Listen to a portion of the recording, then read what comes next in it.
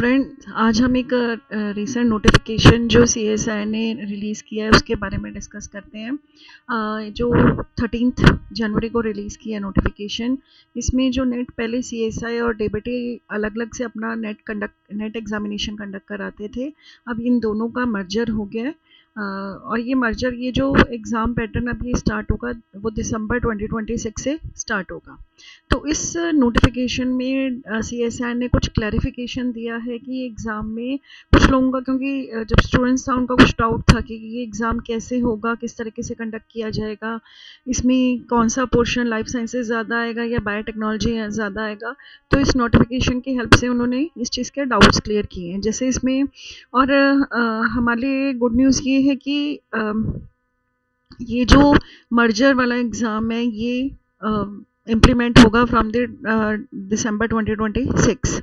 और ये जो जून वाला एग्ज़ाम है वो पुराने उस पर ही होगा, मतलब सीएसआर अपना अलग से ही उसको कंडक्ट कराएगी। तो हमारे पास एक अभी भी अपॉर्चुनिटी है जिसमें हम अपना स्कोर करके एग्ज़ाम क्लियर कर सकते हैं, क्योंकि दिसंबर वाले एग्ज़ाम का भी हमें बिकॉज पहली बार कंडक्ट होगा एक मर्जर के बाद, तो हमें अभी स्टिल उसका पैटर्न क्या रहेगा अभी हमें नहीं पता। तो उससे पहले एक बार जरा इस नोटिफिकेशन को ध्यान से पढ़ते हैं, जहाँ पे सीएसआर ने कुछ क्लैरिफिकेशन दी है। तो पहले आपको पता है जैसे सीएसआर का एग्ज़ाम था वो एनटीए कंडक्ट कराता था, बट अब ये एक मर्जर के बाद दोनों का कंबाइंड एग्ज़ाम होगा। तो पहले उन्होंने इस नोटिफिकेशन में बताया कि मतलब why they have implemented this system, ताकि एक यूनिफाइड सिस्टम हो जाए, एक यूनिफाइड एग्ज़ाम सिस्टम हो जाए। ठीक है, तो इसमें कुछ उन्होंने यहाँ पे बताया कि जैसे पहले स्टूडेंट्स के कुछ की कंसर्न थे, स्टूडेंट्स के माइंड में कुछ डाउट थे इस एग्ज़ाम से पहले। तो उस डाउट में क्या था कि क्या मर्जर के बाद जो टोटल नंबर ऑफ सीट्स हैं वो रिडक्शन हो जाएंगी या नहीं, कम तो नहीं हो जाएंगी कहीं मर्जर के बाद। जो फिर स्टूडेंट्स के माइंड में डाउट था कि जो एग्ज़ाम पैटर्न है उसमें बायोटेक का पोर्शन ज़्यादा आएगा या लाइफ साइंसेस का पोर्शन ज़्यादा आएगा, या क्योंकि जो कोर स्टूडेंट्स हैं लाइफ साइंसेस वाले वो बायोटेक्नोलॉजी पढ़ते तो हैं बट उतने डेप्थ में जाके नहीं। सिमिलरली जो कुछ टॉपिक्स हैं, जैसे अगर हम बात करें जो कोर लाइफ साइंसेस के टॉपिक्स हैं वो बायोटेक्नोलॉजी वाले स्टूडेंट्स को कहीं उनमें डिफ़िकल्ट प्रॉब्लम तो नहीं आएगी इस चीज़ में। और थर्ड कंसर्न था स्टूडेंट्स का कि इसके बाद कहीं ओवरऑल कंपटीशन बायोटेक्नोलॉजी स्टूडेंट्स के लिए, क्योंकि पहले एक उनके लिए स्पेशलाइज्ड एग्ज़ाम था बायोटेक्नोलॉजी वालों को, बट अब उनको लाइफ साइंसेस के ओवरऑल लाइफ साइंसेस के स्टूडेंट के साथ compete करना पड़ेगा। तो इससे कहीं उनके लिए ओवरऑल लेवल ऑफ कंपटीशन बढ़ तो नहीं जाएगा। तो इसके लिए इस नोटिफिकेशन में कुछ क्लैरिफिकेशंस बताई गई हैं कि यहाँ पे overall total number of seats पे कोई फ़र्क नहीं पड़ेगा, मतलब जितनी प्रीवियस सीएसआर की पहले थी अभी भी उतनी ही रहेंगी। सिमिलरली डीबीटी की टोटल नंबर ऑफ सीट्स उतनी ही रहेंगी, तो there will be no reduction in the number of seats. ठीक है, और ना ही नंबर ऑफ फेलोशिप्स या अमाउंट ऑफ फेलोशिप पे कोई इम्पैक्ट पड़ेगा।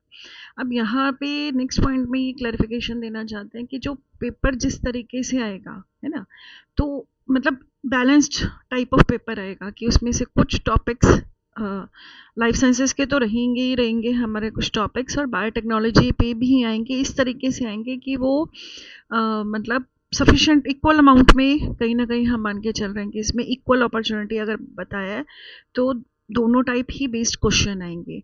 और जो थर्ड पॉइंट बता रहे हैं फेयर एंड इंक्लूसिव इवेल्युएशन, ठीक है, कि अब जो कंसेप्ट वैसे पहले भी कंसेप्चुअल बेस्ड ही आते थे, बट अब इस चीज़ पे थोड़ा और ध्यान दिया जाएगा कि ये जो सिर्फ एक लर्निंग ये जो क्वेश्चंस आएंगे that will be more of concept based या एनालिटिकल बेस्ड ज़्यादा क्वेश्चंस आएंगे।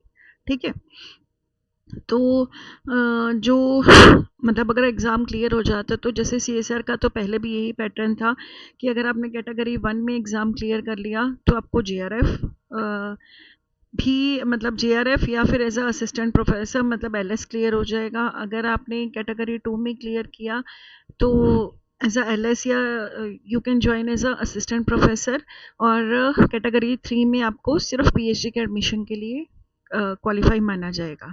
ठीक है, सेम पैटर्न अब सीएसआर में तो पहले ही था, अब डीबीटी पे भी यही सेम पैटर्न ही इम्प्लीमेंट होगा। तो लेट्स सी कि अभी ये, क्योंकि ये जो नोटिफिकेशन आया और इसके बाद में नेक्स्ट आपको जब भी प्रेजेंटेशन दूंगी तो उसमें आपको हम डिटेल में सिलेबस में भी डिस्कस करेंगे कि इस मर्जर के बाद सिलेबस में क्या क्या चेंज आया। तो I am still telling you कि हमारे पास अभी भी अपॉर्चुनिटी है कि हम दिसंबर एग्ज़ाम में दिसंबर जो जून में एग्ज़ाम होना है 2026 में, we still have an opportunity कि हम पुराने पैटर्न पे ही अपना एग्ज़ाम क्लियर कर सकते हैं।